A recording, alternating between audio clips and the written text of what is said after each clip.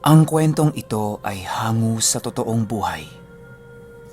Karanasan ito ni JR! Biro lang. Karanasan ito ni JR. Taong 2002, Barangay Santa Monica, Dumalag, Capiz.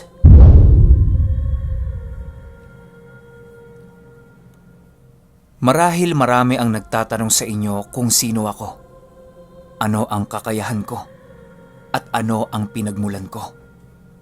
Bakit sinabing Antingero True Story? Dito sa kwentong ito, masasagot ang lahat ng mga yan. Isinilang ako sa isang payak na pamilya.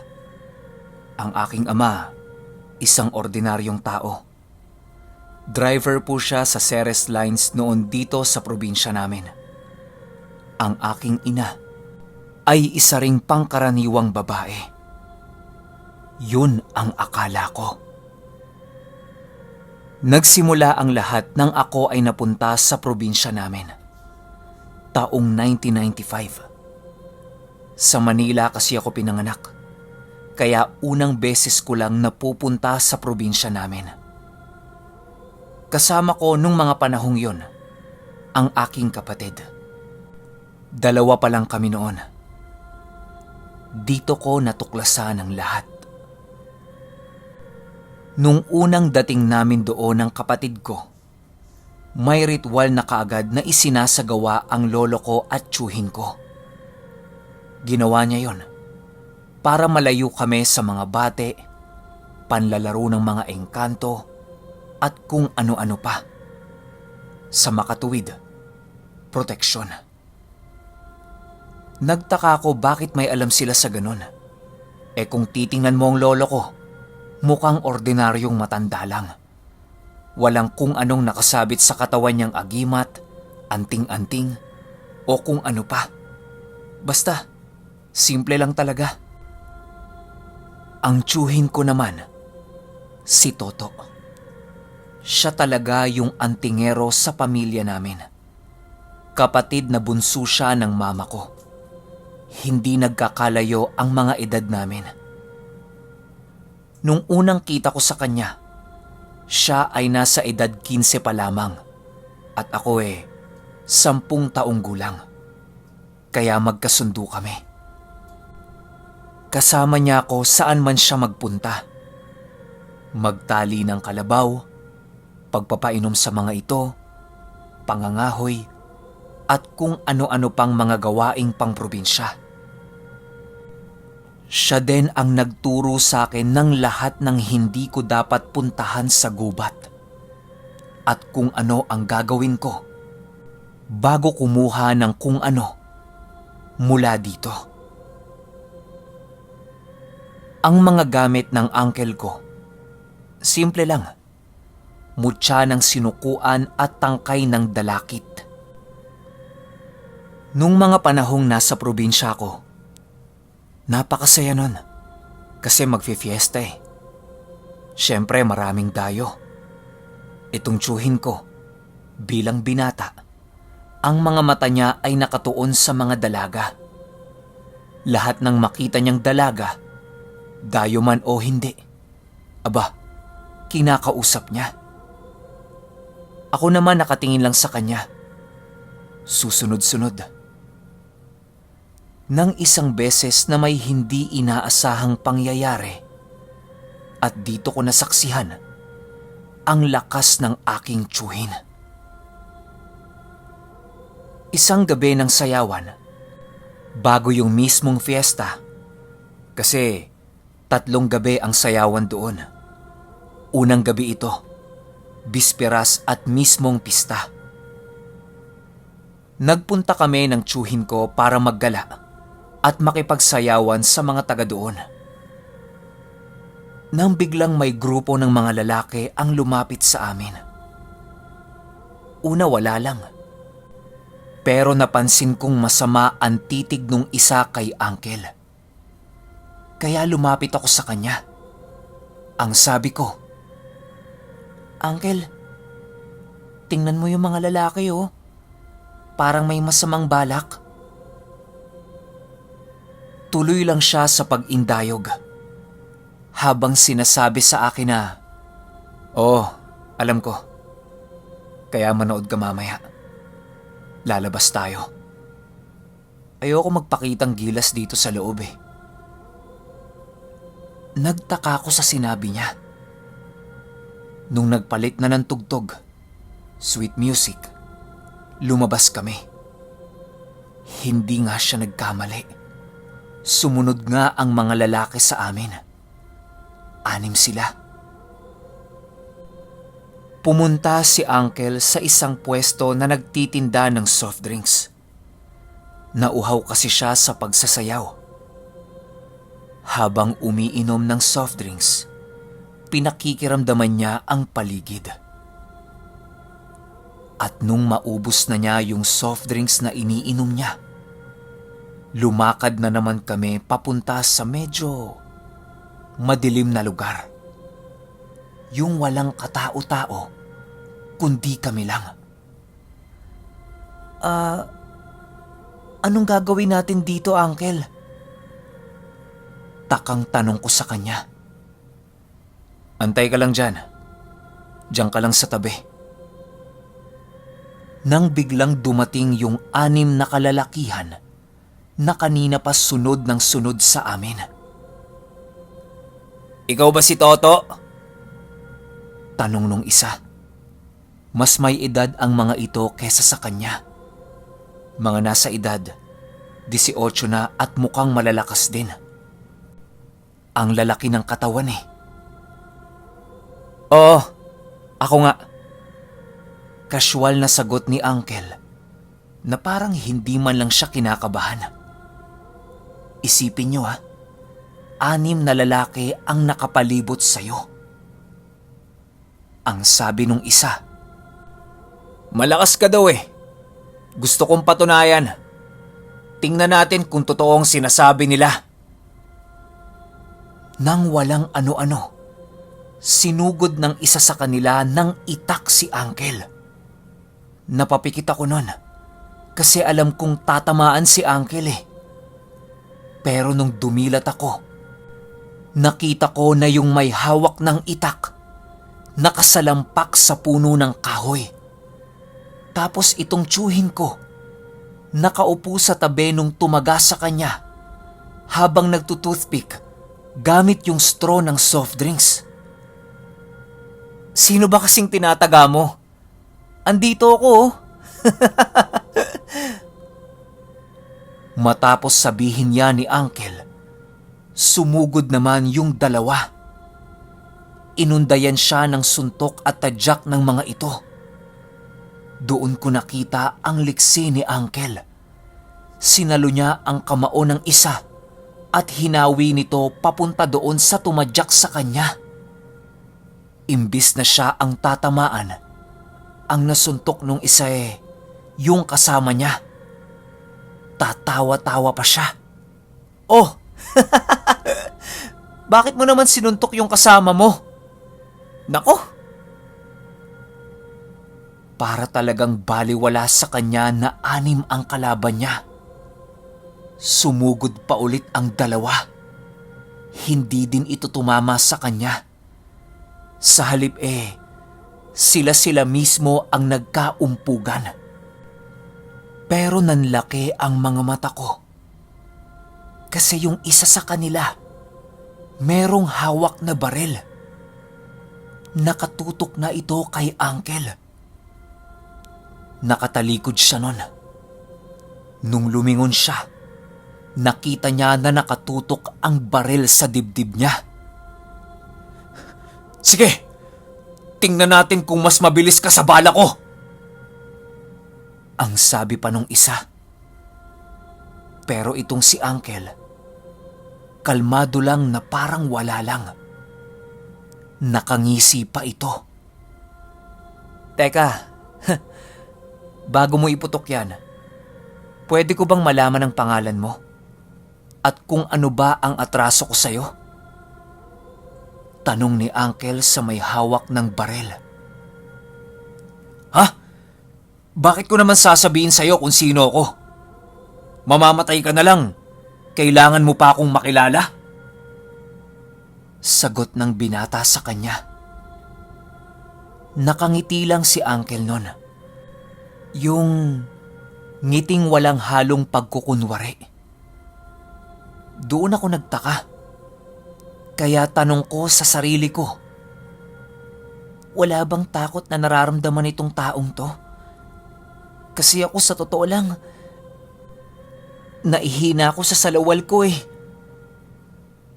Siyempre naman, kasi may kasabihan ako na kung mamamatay na ako, gusto kong makilala yung taong papatay sa akin. Casual na sagot ni Uncle sa binata. Sige, pagbibigyan kita. Ako si Joaquin. Apo ako ng isang konsehal sa bayan. Nabalitaan ko na umaaligid ka kay Katrina. Hindi ko gusto yun. Akin lang siya. Kaya lahat ng mga karibal ko, tinatapos ko. Pagalit na sinabi ng binata at akmang kakalabitin na ang gatilyo ng baril niya. Nakita ko namang nakangisi lang ang tsuhin ko. Ganun ba? O sige na. Iputok mo na. Kinalabit ng binata ang baril, ngunit hindi pumutok. Umatras yung binata at muli niyang kinalabit yung gatilyo. 3 hanggang 5 beses niyang kinalabit yung gatilyo. Kinasapa niya ng paulit-ulit yung baril, pero wala pa din. Hindi pa rin ito pumuputok. Kaya nagsalita na ang tsuhin ko. Sa susunod, wag mo ko takutin ng laruan. Joaquin. Sige na, mauna na kami. At umalis nga kami sa lugar. Pero ako nakatingin pa rin sa likuran namin. Medyo aninag ko pa yung mga naiwan doon. Lalo na yung Joaquin. Tinitingnan-tingnan pa yung baril niya. Nang biglang, nakarinig ako ng isang putok. At nakita ko na lang na bumagsak sa lupa si Joaquin. Napatingin ako sa tsuhin ko na naglalakad sa harapan ko. Ang sabi niya, akala ko laruan yon. Totoo pala. Natatawang sabi nito. Binaril ni Joaquin ang sarili niya. Doon na ako nagsimulang matakot sa tsuhin ko. Sa isip-isip ko, mangkukulam ba siya? Papaanong hindi pumutok yung baril? Anong nangyari kanina? Basta, ang dami kong tanong noon, pero hindi ko magawang itanong dahil natatakot ako sa tsuhin ko. Kinaumagahan, hindi mawala sa isip ko yung mga nangyari nung gabing yon. Dala ng kuryosidad, naitanong ko kay Lolo Carpio ang tungkol sa kakayahan ni Uncle. At nagulat ako sa sinagot niya sa akin. Ang Uncle Toto mo ay may taglay na mga agimat. 2 pisikal na gamit, 1 nakabaon at ilang buhay na mga salita. Kaya pala napakalakas niya. Kasi hindi talaga pangkaraniwan ang lakas ni Uncle para sa edad niya. Bakit? Gusto mo bang malaman ang lahat? Tanong nito sa akin. Opo, Lo. Pagkasabi ko nun may inihip siya sa akin at nawalan ako ng malay. Gumising ako na nasa gitna ako ng gubat. Nakahiga sa ilalim ng isang malaking punong kahoy. Sobrang laki nito, ni hindi ito kayang yakapin ng 3 katao. Bumangon ako at nagpalinga-linga. Habang nakahiga ako, may narinig akong boses ng isang babae. tinatawag ang pangalan ko. Nagulat ako. Napatanong ako ng, Sino yan? Magpakita ka! Nang biglang may nagsalita mula sa likod ko. Maligayang pagdating. Kay tagal kong hinintay ang pagbabalik mo. 5 taon na ang nakalipas. Napakalaki mo na. Isang napakagandang babae. Mahaba ang buhok nito na kulay abo. Kumikinang kapag tinatamaan ng sinag ng araw. May mga kasama itong hayop. Isang maral. At sa itaas niya, may isang napakalaking taong ibon. Napaatras ako sa gulat doon sa nilalang na yon. Nasa 50 talampakan ng tangkad nito. Kulay ginto ang mga pakpak. Maging ang balahibong nakapalibot sa ulo nito ay kulay ginto din. Ang mukha niya may pagkakahalintulad sa isang lawin. Kitang-kita ng 2 mata ko na nagbago ito ng anyo. Isang matipunong lalaki na may gintong tela na nakabalot o nakatapis na pang-ibaba niya. Sa magkabilang bewang, meron siyang 2 gintong kampilan. Mahaba ang buhok niya at may putong na gintong tela. Sino kayo? Layuan niyo ako! Sigaw ko. Dahil takot na ako nun. Nang biglang nagsalita ang magandang babae ng, hindi mo ba siya naaalala? Siya ang nagligtas sa'yo. Ilang taon na ang nakakaraan. Dahil muntik ka nang malunod. Binalik niya ang buhay mo. Kapalit nun ay ang kalahati ng mga taong ilalagi niya sa mundo. Matapos niyang sabihin yon, biglang sumakit ang ulo ko. Tapos habang namimilipit ako sa sakit, may mga kaganapang nagbalik sa isipan ko. Nakikita ko ang sarili ko sa nakaraan.